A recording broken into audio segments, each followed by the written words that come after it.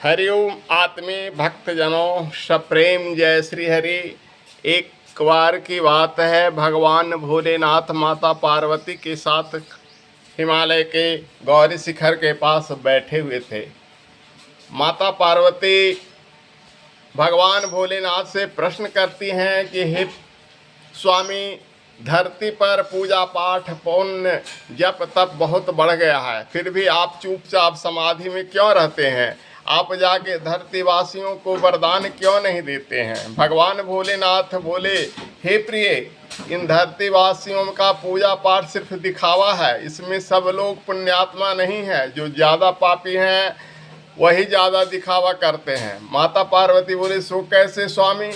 तो बोले, देखो, अगर तुम्हें विश्वास नहीं है तो चलो मेरे साथ गंगा के किनारे, और मैं बन जाता हूँ कोढ़िया और तुम मेरे साथ बैठकर मुझे पंखा झलते रहना और देखते रहना कि धरती पर कितने पापी हैं और कितने पुण्यात्मा हैं। माता पार्वती पंखा लेकर भगवान शिव के पास बैठ गई और भगवान शिव जी कोढ़िया बन गए। उनके घावों से व्रण निकल रहा था, घाव पर मच्छियाँ भिनभिना रही थी और माता पार्वती जी पंखा झल रही थी।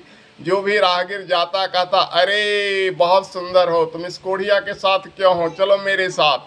माता पार्वती को गुस्सा आता, भगवान शिव जी आंखों से इशारा करते, चुप रहो, कुछ मत बोलो। इसी ढंग से सुबह से शाम हो गई, ज़्यादा यात्रीगण यही कहते रहे, चलो मेरे साथ, तुम इस कुड़िया के साथ क्यों हो? माता पार्वती ने धीरे से कहा, चलो अब स्वामी, यहाँ से मन उब गया है, धरती पर एक भी पुण्यात्मा नहीं, सबके सब पापी हैं। भगवान भोलेनाथ बोले, देखो अभी बेर डूबने को है, अभी सूर्यास्त हुआ नहीं, देख लो कहीं से कोई एक पुण्यात्मा मिल जाए। इतने में ही एक व्यक्ति आया, सीधा साधा बेचारा था, पीठ पर सत्तू लादे हुए। देखा कि एक सुंदर सी औरत एक कोढ़िया की सेवा कर रही है और वो कोढ़िया के घाव पर मक्खी भिनभिना रहा है। सुबह बोला कि माता, आप तो महान हो, आपके चरण धूलि में माथे पर रखना चाहता हूँ, आप ऐसे पति को कितनी सेवा करती हो। सो कहकर वह व्यक्ति माता पार्वती के चरण धूलि को अपने माथे पर रखा और उसके पति कोढ़िया रूप में भगवान भोलेनाथ जो थे, उनको माने ठंडा जल से, गंगा के जल से स्नान कराया। उसके बाद मलहम पट्टी जो वहाँ पर जड़ी बूटी उपलब्ध थे उसको लाकर लगाया। बोला, माता, ये जड़ी लगाने से इसका जख्म ठीक हो जाएगा। उसके बाद बोला, माता, आप दोनों अगर भूखे हो तो मेरे पास कुछ सतुआ है, सतुआ खा लो। भूखे तो थे नहीं, वो तो त्रिभुवन के स्वामी थे, लेकिन परीक्षा ले रहे थे धरतीवासियों का।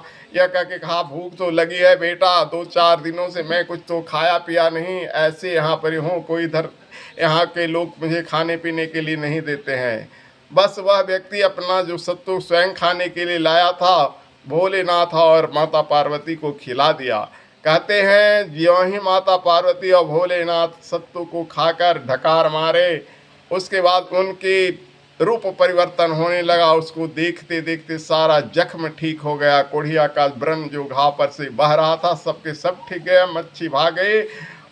तो देखकर वो राहगीर आश्चर्यचकित रह गया और वो कोढ़िया रूप में बने भगवान से मुस्कुराने लगे और अपने असली रूप में आ गए, हाथ में पिनाक यानी त्रिशूल लिए हुए, और वृषभ पर सवार हो गए। माता पार्वती भी सिंह पर सवार हो गई और उसको अपना साक्षात रूप का दर्शन कराए और बोला, बेटा, इस धरती पे एक तुम ही पुण्य आत्मा हो, बाकी लोग तो सिर्फ टीका चंदन लगाकर गंगा नहाकर यूँ ही दिखावा कर रहे हैं। सुबह से शाम हो गई, हमको भक्तों की राह तकते तकते, लेकिन एक भी सही भक्त नहीं मिला। एक तुम ही सही भक्त मिला।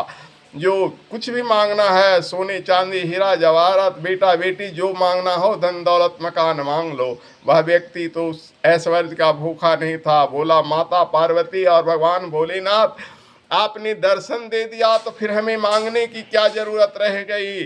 आपका दर्शन ही तो हमारे लिए जीवन को सफल कर दिया। अब आपके सामने कुछ भी नहीं है।